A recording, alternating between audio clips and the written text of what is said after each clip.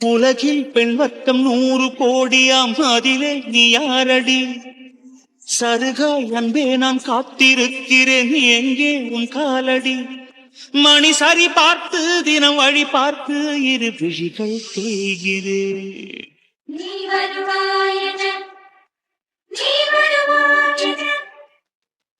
பார்த்து அப்பா, வீடு மாதிரியே இருக்கு, மாளிகை மாதிரி இருக்கு. சாரோட அம்மா எவ்வளவு அழகா இருக்காங்க. பாவம், சின்ன வயசுல இறந்து போயிட்டாங்களே. சாருக்கு தான் அம்மாவோட இருக்க கொடுத்து வைக்கல. பார்க்க எவ்வளவு அழகா இருக்காங்க. என்ன ஆண்டி, நீங்க உங்க மகனை இப்படி விட்டுட்டு போயிட்டீங்களா சின்ன வயசுல? ஒரு செகண்ட் உங்க மகனை நீங்க நினைச்சு பார்த்திருந்தா கண்டிப்பா இந்த முடிவு எடுத்துக்கவே மாட்டீங்க. யார் எப்படி போகட்டும், நம்மளை நம்பி இந்த உலகத்துக்கு ஒரு ஜீவன் வந்திருக்கு. அந்த ஜீவனுக்காகவாது நம்ம வாழணும்னு நீங்க நினைச்சிருக்கலாம். நீங்க பண்ணது பெரிய தப்பு. பாருங்க, எல்லாரும் இருந்து அனாதையா அவர் இருக்காரு. எனக்கு ஆரம்பத்துல சாரை பார்க்கும்போது பிடிக்கவே பிடிக்காது. ஆனா அவர் கூட பழகுனதுக்கு அப்புறம் தான் தெரியும் அவர் எவ்வளவு பெரிய நல்ல மனுஷன் அப்படின்னு. ரொம்ப ஃபீல் பண்றாரு உங்களை நினைச்சு. அவர் ஃபீல் பண்ணும்போது எனக்கே கஷ்டமா இருக்கு. சரிங்க ஆண்டி, என்னமோ உங்களுக்கு பூமியில இவ்வளவு நாள் தான் விதிச்சிருக்கோ என்னவோ. ஆனா ஒண்ணு, நீங்க இறந்தாலும் இன்னும் உயிரோடு தான் இருக்காருன்னு அவர் நம்புறாரு. அந்த நம்பிக்கைக்காக நீங்க அவருக்கு நல்ல ஒரு பொண்ணா அமைச்சு கொடுக்கணும். அவர் கல்யாணமே வேண்டாம் அப்படின்னு இருக்காரு. அவர் மனசை மாத்தி நல்ல பொண்ணா அவருக்கு நீங்க அமைச்சு கொடுங்க. நல்ல ஒரு அம்மாவா, ஃப்ரெண்டா, சகோதரியா, எல்லாம் ஆன உறவா அவருக்கு நல்ல ஒரு பொண்ணா அமைச்சு கொடுங்க. முன்னாடிலாம் வெளியே நின்று சார் மேடம்னு கூப்பிட்டுட்டு உள்ள வருவா. இப்ப என்ன, என்னவோ அவ சொந்த வீடு மாதிரி நடு வீட்டுக்குள்ள அதுவும் ஏதோ தன்னை பேசிட்டு நிக்க. என்ன, அவன் தான் எனக்கு உடம்பு முடியல, ஆபீஸ் வரமாட்டேன் இன்ஃபார்ம் பண்ணிருப்பானே, அதையும் மீறி வந்து நிக்கிற. ஏன் ஒரு நாள் கூட பார்க்காம இருக்க முடியலையோ? இல்ல மேடம், சார் கொஞ்சம் முக்கியமான ஃபைல்ஸ்ல சைன் போட வேண்டி இருக்கு, மறந்துட்டாரு போல. கால் பண்ண எடுக்கல, அதான் நேர்ல வந்து சைன் வாங்கிட்டு போலான்னு வந்தேன். ஏய், ஆபீஸ்ல சேர்ந்து முழுசா 1 மாசம் கூட ஆகல, அது கடையில ரொம்ப ஆட்டம் போட்டுட்டு இருக்கேன். ஏன் அவனுக்கு தெரியாதா எதுல சைன் போடணும், எந்த ஆபீஸ்ல கமிட் பண்ணணும், எப்படி எடுக்கணும்னு? அதெல்லாம் அவனுக்கு தெரியும். அவனும் புதுசா ஆபீஸ் ரன் பண்ணல, பிறந்ததுல இருந்தே அந்த ஆபீஸ்லாம் குப்பை கொட்டிட்டு இருக்கான். அவன் சைன் போடலன்னா அதுக்கு ஏதாவது காரணம் இருக்கும். போ, அப்புறம் ஏதாவது வருவான். இல்ல மேடம், கண்டிப்பா இன்னைக்கு இதுல சைன் போட்டே ஆகணும். சார்ட்ட யாருக்குமே சாட்டர்டே சொல்லியிருந்தேன், சார் எல்லாத்தையும் சைன் போட்டு வைங்க, மண்டே மார்னிங் கொடுக்கணும் அப்படின்னு. சார் கவனிக்கலையே என்னமோ தெரியல. நல்ல வேளை நான் பார்த்தது நல்லதா போச்சு. அதான் ஆல்ரெடி 2 o'clock ஆயிட்டு. சார் வருவாருன்னு பார்த்தேன், இன்னைக்கு லீவுன்னு சொல்லியிருந்தாங்க. அதான் நேர்லயே சைன் வாங்கிட்டு போயிடலான்னு வந்தேன் மேடம். ப்ளீஸ் மேடம், கொஞ்சம் சாரை கூப்பிடுங்களா? அதான் சொல்லிட்டு இருக்கேன்ல, அப்புறம் என்ன? சாரை கூப்பிட்டு மோர கூப்பிடுறேன். போ, உன் வேலை என்னமோ அதை பாரு. ரொம்ப தான் கொடுக்குற சம்பளத்துக்கு ரொம்ப சின்சியரா வேலை பார்க்க தான் நினைப்பேன். போ போய் ஆபீஸ்ல இரி, அவன் மத்தியானத்துக்கு அப்புறம் வரேன்னு சொல்லியிருக்கான். காயு, மேல வா. என்ன காயு, மேல வா, நான் தானே கூப்பிடுறேன். அப்புறம் நீ இந்த வீட்டுக்கு எப்போ வரனாலும் யார்கிட்டையும் எதுக்கு பர்மிஷன் கேட்கணும் எந்த அவசியமும் இல்ல. நீ என்னோட செக்ரட்டரி மட்டும் இல்ல, என்னோட க்ளோஸ் ஃப்ரெண்டும் கூட. தைரியமா தாராளமா எப்பவும் வரலாம். மேல வா காயு. என்னமோ உரிமையா பொண்டாட்டியை கூப்பிடுற மாதிரி கூப்பிடுறான். அவளும் புருஷன் கூப்பிட்ட மாதிரி தலையை குமிச்சிட்டே போறா. என்னமோ சரியா படலையே. இந்த இடத்துக்கு வரதுக்கு நான் என்ன பாடுபட்டிருப்பேன். 2 உயிரை வாங்கிட்டு இந்த இடத்துக்கு வந்திருக்கேன். இவ என்னமோ அசால்ட்டா வந்து எல்லாம் தூக்கி சாப்பிடலாம் நினைக்க போல இருக்க. இதை விடவே கூடாது. இவளை எப்படியாவது இந்த வேலையில இருந்து தூக்கிடணும். கொஞ்சம் விவரம் தெரிஞ்சவளா வேற இருக்கா. எதையாவது பண்ணி இவளை வேலையில இருந்து விரட்டி விடணும்.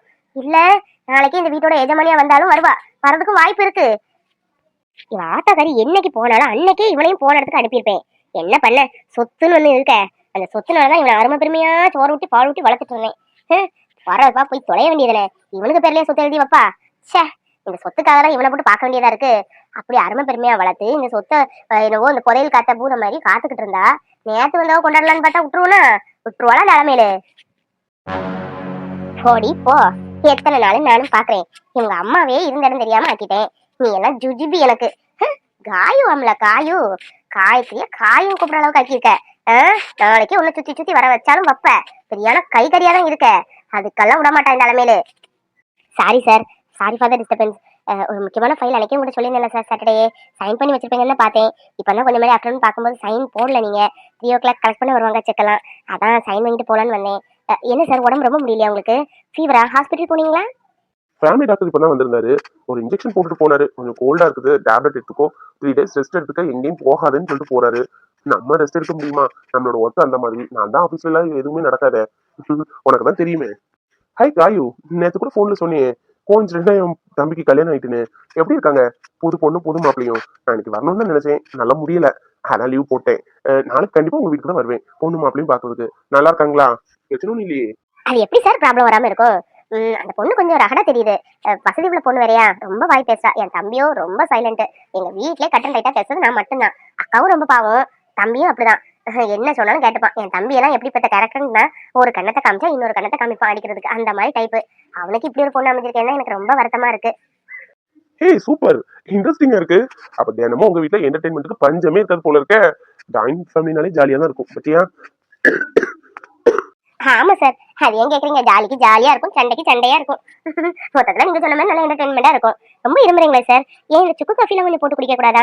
எங்க அம்மா எங்க வீட்டுல காய்ச்சல் வந்தாலும் சரி, தலைவலி வந்தாலும் சரி, இருமல் வந்தாலும் சரி, அடுக்கு தும்மல் வந்தா கூட சுக்கு காஃபி போட்டு ஒரு சட்டி ஃபுல்லா வச்சிருவாங்க. எனக்கு இதான் நீங்க குடிச்சாகணும் அப்படின்னு. ஆனா குடிச்சா உடனே எங்களுக்கும் கேட்டோம். நீங்க சுக்கு காஃபி ட்ரை பண்ணி கொடுக்க பார்க்க கூடாதா சார்? சுக்கு காஃபியா? குடிக்கலாம் தான், போட்டு கொடுத்தா குடிக்கலாம் தான். ஆனா என்ன கேர் பண்றதுக்கு யார் இருக்கா காயு? எங்க அம்மா இருக்கிறவரை எல்லாமே பண்ணாங்க. உனக்கு அம்மா இருக்காங்க. இருமுனா தும்முனா கூட டீ காஃபி எல்லாம் கொடுத்துருவாங்க. எனக்கு அப்படியா? எனக்கு கேர் பண்ண யாருமே இல்ல. வீடுதான் மாளிகை மாதிரி இருக்கு. ஆனா காய்ச்சல் வந்தா கூட என்னன்னு கேட்க யாரும் கிடையாது. நான் என்னமோ சொன்ன மாதிரி இருக்கு, என் வாழ்க்கை போயிட்டு இருக்கு. பெருசா சொல்றதுக்கு இல்ல. ஆனா உன்ன மாதிரி லைஃப் இன்ட்ரெஸ்டிங் எல்லாம் எனக்கு இல்ல. செம போர். தனியாவே பிறந்து தனியாவே வளர்ந்து யாரும் இல்லாம லைஃப்ல எப்படியாவது நல்லபடியா வரணும், அம்மாவோட லட்சியத்தை வின் பண்ணணும் அப்படின்னு தான் போராடிட்டு இருக்கேன். சரி, என்னோட ஸ்டோரியை பேசினா இன்னைக்கு ஒரு நாள் போதாது. சார், நீங்க எதுவும் தப்பா எடுத்துக்கலைனா நான் வேணா சுக்கு காஃபி போட்டு கொண்டு வரட்டுமா? இல்ல சார், சத்தியமா நல்லா போடுவேன். நீங்க பாக்குறத பார்த்தா எனக்கு என்னவோ போட தெரியாத மாதிரியே பாக்குறீங்க. சுக்கு காஃபில நான் எக்ஸ்பர்ட் சார். எங்க வீட்ல யாருக்கு உடம்பு முடியாம போனாலும் நான் தான் போட்டு கொடுப்பேன். ப்ளீஸ் சார், நான் வேணா போட்டு தட்டுமா? கொஞ்சம் ஸ்ட்ராங்கா தான் இருக்கும். ஆனா குடிச்சு பாருங்க, கோல்டு எல்லாம் அப்படி கேட்கும். இல்ல காயு, உனக்கு எதுக்கு கஷ்டம்? இல்ல பரவாயில்ல. ஐயோ, இதுல ஒண்ணும் இல்ல சார். இதுவே ஏதாவது சமையல் பண்ணி கொடுன்னா நானே பண்ணி கொடுக்க மாட்டேன். ஏன்னா எனக்கு தெரியாது. தெரியாத விஷயத்துல எப்பவுமே இந்த காயத்ரி இறங்க மாட்டா. சுக்கு காஃபி எனக்கு தெரியும் சார். அதெல்லாம் ஒண்ணும் நினைக்கல. ப்ளீஸ் சார், உங்களுக்கு ஓகே நான் போட்டு கொடுக்கேன். சாருக்கு ஓகேமே தெரியுது. போட்டு கொண்டு வரேன், கொஞ்சம் ஸ்ட்ராங்கா குடிச்சு பாருங்க. தலைவலி காய்ச்சல்லாம் 10 நிமிஷத்துல பறந்து போயிடும். ஏ அப்பா, கிச்சன் என்ன அழகா இருக்கு. கிச்சனே ஹோட்டல் மாதிரி இருக்கு. ஆனா இங்க சமைக்கிற மாதிரி ஒண்ணும் தெரியலையே. நம்ம வீட்டுல எல்லாம் சமைச்சா சவுக்கு பரத்தால எண்ணெய் கரை மசாலா கரை அப்படி ஒட்டி இருக்கும். அது என்னதான் தேய்ச்சி கழுவினாலும் போகாது. இங்க அப்படி எந்த இதுவும் இல்லையே. என்ன நீட்டா இருக்கு. ஏசி வேற போட்டிருக்காங்க கிச்சன்ல. அப்பா சூப்பர். கிச்சன்ல இருந்து சமைக்கிறதுக்கு கஷ்டப்படுற ஒரே ரீசனே இந்த இடத்து விறுவிறுத்து இருக்கணுமே அப்படிங்கிறதுக்காக தான். அதுல ஏசியும் போட்டு கொடுத்தா ஏன் சமைக்க கூடாது? சமைக்காதவங்க கூட ஏசி போட்டா சமைப்பாங்க. சூப்பரா இருக்குப்பா. பெரிய சுக்கு காஃபி போட தெரியும் ஆர்வ கோளாறுல சொல்லிட்டு வந்துட்டோம். போன வேற வச்சுட்டு வந்துட்டோம். இல்ல யூடியூப்லயாவது பாத்துருக்கலாம். எப்படி சுக்கு காஃபி போடுறது? சுக்கு காஃபிக்கு அம்மா அன்னைக்கு என்னமோ தந்தாங்களே மிக்சியில பொடிச்சு கொடுங்க. சுக்கு இருந்துச்சு, மிளகு, மல்லி. கரெக்ட். ஏ காயு, உனக்கு மூளையோ முன்னாடி. சுக்கு மிளகு மல்லி கரெக்ட். இந்த மூணையும் மிக்சியில போட்டு பொடிச்சு கருப்பட்டி போட்டு கொதிக்க வச்சு எடுத்தா சுக்கு காஃபி ரெடி. மிக்சியில வேண்டாம், அந்த கல் இருக்க அதுல போட்டு தட்டுவோம். அதுல போட்டாலும் இன்னும் டேஸ்ட் சூப்பரா இருக்கும். நம்ம வேற தெரியும் பில்டப் பண்ணிட்டோம். டேஸ்டா இல்லாட்டா என்ன போட்டா உனக்கு தெரியுமா தெரியாதான்னு சார் கிண்டல் அடிக்க ஆரம்பிச்சிருவாரு. ஆட்டை கடிச்சு மாட்டை கடிச்சு கடைசி ஆளை கடிச்ச கதையான்னு சொல்ற மாதிரி ஆளுக்கு வந்தா பெட்ரூமுக்கு போனா இப்ப கிச்சனுக்கு வந்துட்டா. கொஞ்சம் விட்டா சாவி கொத்த வாங்கி இடுப்பு மாட்டிடுவா போல இருக்க. எவ்வளவு தைரியம்! யார்கிட்ட கட்டிட்டு கிச்சனுக்கு வந்தா? என்ன சுக்கு காஃபி போட்டுட்டு இருக்கா? அதுவும் கல்லுலயே தட்டி தட்டி. எதுக்கு இவன் மேல இவளுக்கு எவ்வளவு அக்கறை? வந்தாமா சைனை வாங்கினமா போனமான்னு இல்லாம சுக்கு காஃபி போடவா டிஃபன் பண்ணவன் இருக்கா? இதுல என்னமோ இருக்குது. அதுமேல நீ நினைச்சா கரெக்டா இருக்கும். எங்கேயோ தப்பு நடக்குது, விடக்கூடாது. இப்படியே விட்டோம் நாளைக்கே இவ கழுத்துல முடிச்சு போட்டு விட்டு கூட்டிட்டு வந்தாலும் கூட்டிட்டு வந்துருவான். ஏய் ஏய், யார்கிட்ட கேட்டு நீ கிச்சனுக்கு வந்த? இந்த கிச்சன் எனக்கு சொந்தமானது. என்ன மட்டும் தான் பரிமாறின கிச்சன். எப்படி நீ வரலாம்? ஆஃப்டர் ஆல் கை நீட்டி சம்பளம் வாங்குறவா நீ? கிச்சனோட வந்திருக்க. உனக்கு அவ்வளவு அதிகாரம் கொடுத்தது யாரு? இல்ல மேடம், சாருக்கு தலைவலி கோல்டு, அதான் சுக்கு காஃபி குடிச்சா சரியா போகும்னு சுக்கு காஃபி போட்டுட்டு இருக்கேன் மேடம். சாரி மேடம், உங்கள்கிட்ட கேட்காம கிச்சனுக்குள்ள வந்தது தப்புதான். பட் சாருக்கு ரொம்ப தலைவலியா இருக்குன்னு சொன்னாரா, அதான் சுக்கு காஃபி போட்டேன். Sorry madam. ஆமா, நீ செக்ரட்டரி வேலை தானே பாக்குற, சமையல் வேலை ஒன்றும் பாக்குற வரலையே. அவனுக்கு சுக்கு காஃபி தேவை இருந்தா என்கிட்ட கேப்பா, நான் போட்டு கொடுப்பேன். நீ யாரு மூணாம் மனுஷி? தேவையில்லாம எதுலயும் மூக்கு நுழைச்ச நடக்குது வேற. ஆஃப்டர் ஆல் எங்க கையில சம்பளம் வாங்குறவ நீ, உனக்கு கிச்சன் வர கேக்குதா? ஏதோ பிளான்ல தான் வந்திருக்கேன்னு எனக்கு புரியுது. ஐயோ மேடம், சாருக்கு தலைவலி ஆகணும்னு ஒரு நல்ல இடத்துல மட்டும்தான் சுக்கு காஃபி போட வந்தேன். நீங்க தப்பா எடுத்துக்கிட்டீங்க போல இருக்கு. எனக்கு எந்த பிளானும் கிடையாது மேடம். சார் நல்லா இருந்தாலே போதும் எனக்கு. ஏய் இங்க பாரு, செக்ரட்டரி வேலை பார்க்க வந்தீங்கன்னா உன் வேலையை மட்டும் பார்க்கணும். அதை விட்டுவிட்டு மற்றவங்க மேல அக்கறைப்படுறதுக்கு உனக்கு எந்த ரைட்ஸும் கிடையாது. அவன் மேல அக்கறைப்படுறதுக்கு நான் இருக்கேன், அவங்க அப்பா இருக்காரு, ஏன் அவன் தம்பி இருக்காங்க. அது போதும். மூணாவது மனுஷன் வந்து அக்கறை பண்ணணும்னு எந்த அவசியமும் இல்லை. புரிஞ்சுதா? இன்னும் வரதா இருந்தா வெளியே நின்று வழக்கம் போல மேடம் சார்னு கூப்பிட்டுக்கிட்டு அதுக்கப்புறம் தான் உள்ள வரணும். அதை விட்டுக்கிட்டு ஏதோ நடு வீட்டுக்கு வந்தது மாதிரி வந்து நிக்க கூடாது. வீட்டுக்கு ஒருத்தவங்க வந்திருக்காங்களா, அவங்கள்ட்ட எப்படி பேசணும் என்ன ஏதுன்னு ஒரு வரமுறை தெரியாது. நீங்க பாட்டு என்னமோ ஒரு மாதிரி பேசிட்டு இருக்கீங்க. நீங்க ஒண்ணு என்னமோ ஒரு மாதிரி பேசுறதுக்கு காய் ஒன்றும் வேற யாரும் கிடையாது. அவன் என்னோட பெஸ்ட் ஃப்ரெண்டு. நான் சொல்லியா சுக்கு காஃபி போட வந்தா? இதுக்கு யார்கிட்ட பர்மிஷன் கேட்கணும்? என்னோட வீடு, நான் சொல்றதா இங்க நடக்கும். உங்கள்கிட்ட கேட்கணும் எந்த அவசியமும் கிடையாது. ஏன் கௌதம் வர வர ஏன் இப்படி உன் புத்தி போகுதுன்னு தெரியல. ஃப்ரெண்ட்ஷிப் வைக்கிறதுக்கு ஒரு தகுதி தராதர வேணும். இவெல்லாம் உனக்கு ஃப்ரெண்டா? ஆஃப்டர் ஆல் நம்மகிட்ட கை நீட்டி சம்பளம் வாங்குறா செக்ரட்டரி. இவளுக்கு கிச்சன் இடம் கொடுத்துருக்க. உனக்கு அறிவுங்கிறது சுத்தமா இல்லாமே போச்சு. ஆமா ஆமா, எனக்கு சுத்தமா அறிவுங்கிறது இல்லதான். எங்க அம்மாவை என்னது பிரிச்சவங்கள வீட்டுல வச்சு சாப்பாடு போட்டு ராஜ உபதேசம் பண்ணிட்டு இருக்கோம் பாத்தீங்களா, அறிவுங்கிறது எனக்கு சுத்தமா இல்லதான். இங்க பாருங்க, இன்னும் சொல்லிட்டேன், என்னோட விஷயத்த தலையிட்டீங்க, நடக்குது வேற. உங்களை எல்லாம் வீட்டை விட்டு வெளியே அனுப்புனாலும் அனுப்பிடுவேன். அவ்வளவு கொள்ள காண்ட்ல இருக்கேன். ஏதோ இருந்துட்டு போட்டுமே, அப்பான்னு நமக்கு ஒரு ஜென்மம் இருக்க, அதுக்காக இருந்துட்டு போட்டுமேன்னு பார்த்தா ரொம்ப ஓவரா பேசுனீங்க, பாத்துக்கோங்க. காயு, காஃபி எடுத்துட்டு வா. ஐயோ, போச்சு போச்சு, நம்மளாலதான் பிரச்சனை ஆயிட்டு. சார் பாவம் உட முடியாம இருக்காரு, அவருக்கு சரியாயிட்டமேனு ஒரு நல்ல எண்ணத்துல வந்து நம்ம காஃபி போட வந்தோம். ஷோ, இந்த பொம்பளை சும்மாவே நம்மளை பார்த்தா கரிச்சு கொட்டும், இன்னும் கேட்கவா வேணும். காஃபி நல்லா இருக்கு, ஆனா ரொம்ப காரமா இருக்கு. இப்படிதான் இருக்குமா? ஆமா சார், சுக் காஃபி ஸ்ட்ராங்கா தான் இருக்கும். நீங்க முன்ன சுக் காஃபி குடிச்சதே கிடையாதா? சுக் காஃபினாலே ஸ்ட்ராங்கா காட்டமா இருக்கும். நானாவது சுக்கு மிளகு மல்லி 3 தான் போட்டேன். எங்க அம்மா எல்லாம் சுக்கு காஃபி போட்டாங்கன்னா வெத்தலை, துளசி, வேப்பலை, ஒன்னு அவரை பச்சைல என்னெல்லாம் கிடைக்கும் அரியப்பழம் மூலிகையை போட்டு கொதிக்க வச்சு குடுத்துருவாங்க. ஆனா அது ஒரு மாதிரி ஸ்மெல்லா தான் இருக்கும். உடம்புக்கு நல்லதாச்சே அப்படின்னு சொல்லி குடிச்சிருவோம். குடிங்க சார், உங்களுக்கு 1 மணிக்குள்ள உங்களுக்கு கோல்டு கேட்கறா இல்லையான்னு மட்டும் பாருங்க. அப்புறம் சாரி சார், என்னாலதான் உங்களுக்கும் உங்க சித்திக்கும் பிரச்சனை. சத்தியமா சார், உங்களுக்கும் உங்க சித்திக்கும் சண்டை வரணுங்கிறதுக்காக நான் காப்பி போட போகல. உங்களுக்கு உடம்பு சரியாகணுங்கிற ஒரு நோக்கத்துல தான் போனேன் சார். ஐயோ காயு, இதுக்கெல்லாம் ஃபீல் பண்ணத.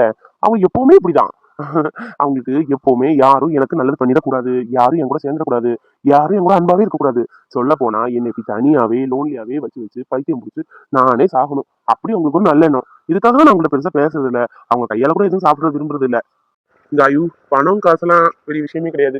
என் வாழ்க்கையில அதெல்லாம் நிறைய பார்த்துட்டேன். ஆனா என்ன பொறுத்தவரை உண்மையான சொத்துன்னா, நம்மளை சுத்தி 4 பேர் நல்ல மனுஷங்க இருக்கணும்.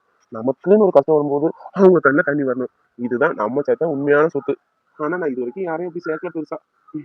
இப்பதான் ஒண்ணு பார்த்தேன். அவனை ரியலா உண்மையா ஹார்ட்லயே சொல்றேன், நீ எனக்கு கிடைச்ச நல்ல ஒரு ஃப்ரெண்டு. யாரு பிள்ளை காஃபி எல்லாம் போட்டு கொடுத்து கவனிப்பாங்க? எனக்கு ஒண்ணுன்னா கிச்சன்ல போய் காஃபி போட தெரியுதோ தெரியலையோ, போட்டி கொண்டு வந்து இல்ல, அதே பெரிய விஷயம். ஒவ்வொருத்தங்களுக்கு ஒவ்வொரு பிரச்சனை சார். இருக்கிறவங்களுக்கு ஒரு பிரச்சனை, இல்லாதவங்களுக்கு 1000 பிரச்சனை. வாழ்க்கையே நிறைய பிரச்சனையை சந்திச்சு வாழ வேண்டியதா இருக்கு.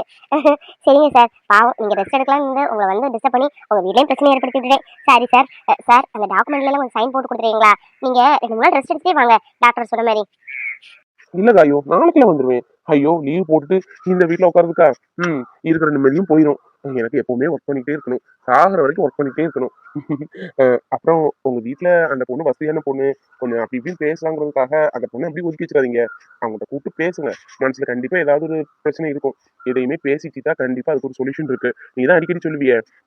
நீ அதனால அந்த பொண்ணை கூப்பிட்டு பேசி நல்ல ஒரு ஹஸ்பண்ட் ஒய்ஃபா மாத்துறது உன்னோட கடமை. அந்த பொண்ணு பேசினா மாறக்கூடிய டைப்பா சார்? நீங்களே பார்த்தா சொல்லுவீங்க சரியான திமிரு பிடிச்சது போல அப்படின்னு. ஐயோ, முகத்திலேயே எனக்கு ஊட்டி இருக்கும். நான் பேச வேண்டியதா சார், அந்த பொண்ணு பேச வரணும்ல. பாக்கலாம், இப்ப தானே வந்து 2 நாள் ஆகுது, போக போக மாத்த முடியுமான்னு பாக்குறேன். இல்ல மண்டையில 4 கொட்டு கொட்டி இப்படி இருக்கணும் அப்படி இருக்குன்னு சொல்லி கொடுக்கணும். நான் அண்ணி தானே சார், அது எனக்கு கடமை இருக்குல்ல. என் தம்பி கேட்ட நல்ல பொண்டாட்டி அவளை மாத்தது என்னோட கடமை. ஓகே சார், நான் கிளம்புறேன். சுக் காஃபி சூடா குடிங்க, ஃபிளாஸ்க்லயே ஊற்றி வச்சிருக்கேன். ஒரு 2 hours ஒருக்க குடிங்க, சரியாயிரும். கிளம்புறேன் சார்.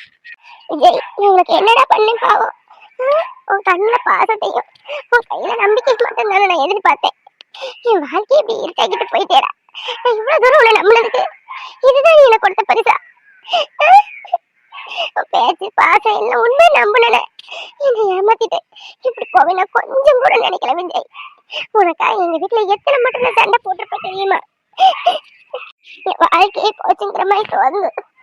நீ யாருக்காக வாழணும் இல்ல யாருக்காக வாழணும்னு காதல் இவ்வளவு பெரிய வழி எனக்கு தரணும் சத்தியமா நான் நினைக்கவே இல்லை விஜய். காதல் என்னை ஏமாத்திட்டு இன்னும் உயிரோடு வாழ்ந்துதான் எதுக்கு?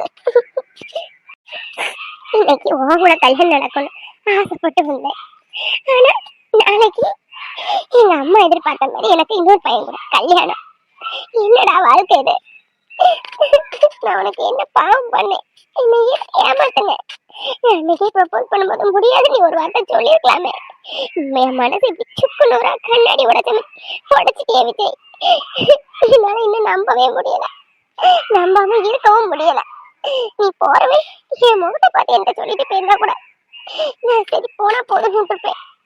ஆனா பேப்பர்ல வாட்ஸ்அப்ல உங்க அம்மா மூலமா இப்படி சொல்லிருக்கிய.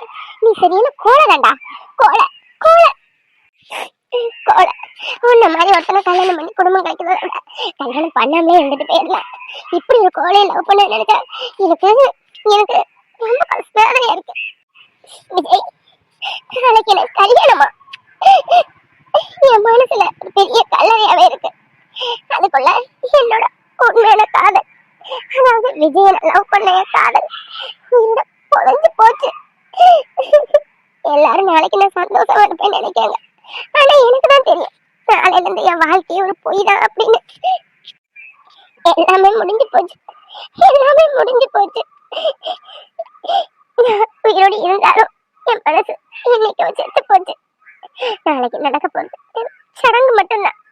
இனிமே எனக்கு என்ன எந்த கனவும் இல்லை, எந்த ஆசையும் இல்லை, எந்த காதலும் இல்லை, என் நம்பிக்கையே இல்லை. என் வாழ்க்கை பெரிய கேள்விக்குறிதான். இன்னும் நம்புறேன்டா உன்னை. பேசினு வச்சாலும் நீ என் மேல வச்ச பாசம் லவ்லாம் உண்மை எனக்கு தெரியும். ஏன் இப்படி நடந்துக்கிறேன் எனக்கு புரியல விஜய்.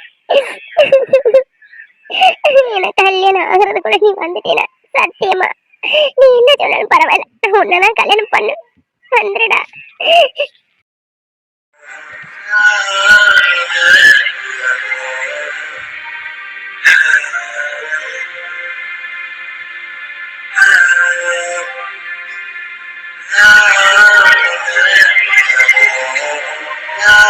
என்னம்மா இடியே விழுந்த மாதிரி உட்காந்துருக்க? ஹாஸ்பிட்டலுக்கு போனியே, அங்க உன் விஜய் இருந்தானா இல்ல உன் விஜய்க்கு அம்மா தான் இருந்தாளா? இல்ல சொல்லு. அம்மா, நான் ஏமாந்துட்டேன்மா, நான் ஏமாந்துட்டேன். அங்க விஜய் இல்ல, அவங்க அம்மா யாருமே இல்லம்மா. எங்க போனாங்கன்னு தெரியல. லெட்டர்ல ஏதோ எழுதி வச்சுட்டு போயிட்டாங்கம்மா. இதை ஏமாத்திட்டா. எனக்கு தெரியுமா, நீ காலையில சாமி கும்பிட வரும்போதே முகத்தை ஒரு மாதிரி வச்சுட்டு இருந்தேன்னு. எப்படி விஜய் பார்க்க போவேன்னு எனக்கு தெரியும். அதான் விட்டு பிடிப்பமேன்னு விட்டு பிடிச்சேன். பாத்தியா இப்ப தெரியுதா உண்மை எது பொய் எதுன்னு? என்னைக்கும் வீட்டுல பார்த்து வைக்கிற கல்யாணம் வீட்டுல பார்த்து வைக்கிற கல்யாணம் தான். நல்லா இருப்பமா, கார்த்தி உன்னை நல்லா பார்த்துப்பான். சொல்லு. இங்க பாரு, விஜய் கூட அன்னைக்கு உன்னை பார்க்க வந்தனே, அப்ப கூட நினைச்சேன் நம்ம பொண்ணு இவ்வளவு தூரம் விரும்புறாளே, வாழ்க்கை நல்லா இருக்கணுமே. சரி அவங்கள்ட்ட பேசி எடுத்து நல்லவங்களா இருந்தா கார்த்தியோட கையில கல்ல விழுந்தாலும் மகாவுக்க விஜய் கூட சேர்த்து வைக்கலாம்னு நினைச்சேன். ஆனா அங்க வந்து பார்த்ததுக்கு அப்புறம் தானே தெரியுது அவங்க அம்மா எவ்வளவு பெரிய பஜாரின்னு. அந்த பையன் கூட அன்னைக்கு இவங்க வந்து பெரிய இதுல பேசினான். நானும் நல்ல பையனும் நினைச்சேன். இப்பதான் புரியுது, சில ஜென்மங்கள் இப்படிதான் லவ் பண்ணி ஏமாத்தனே அலையும். நல்ல வேலை நீ கொஞ்சம் சுதாரிப்பா இருந்தனால பரவாயில்ல. இங்க பாரு மகா, நடந்ததெல்லாம் நல்லதுக்குன்னே நினைச்சுக்கிடுவோம். இங்க பாரு, உனக்கு நாளே கல்யாணம். எல்லாம் நடந்ததெல்லாம் கெட்ட கனவா நினைச்சு மறந்துக்கிட்டு நாளை இருந்து சந்தோஷமா வா. உனக்கு நாளை இருந்து சந்தோஷமான ஒரு வாழ்க்கை காத்துட்டு இருக்கு. கார்த்தி கூட, கார்த்தி உன உள்ளம் கையிலச்சு தாங்குவாமா, நல்ல பையன். அம்மா, மறக்க முடியலம்மா. இங்க பாரு மகா, உலகத்துல விரும்பினவங்க தான் கல்யாணம் பண்ணா பாதி வரை கல்யாணமே நடந்திருக்காது. இவன் நல்லவனா இருந்தா கூட சரி உனக்கு கல்யாணத்தை முடிச்சு வச்சிருக்கலாம். இவன் வெறும் கேடு கட்டவன். இவனை நினைச்சு உன் வாழ்க்கையை தொலைக்கன்னு நினைச்சே நீ உன்னை விட முட்டாள் இந்த உலகத்திலே இருக்க மாட்டா. நீ படிச்ச பொண்ணு, உனக்கு எதுவும் சொல்லணும்னு இல்ல. யோசிச்சு பாரு, உனக்கே எல்லாம் புரியும்.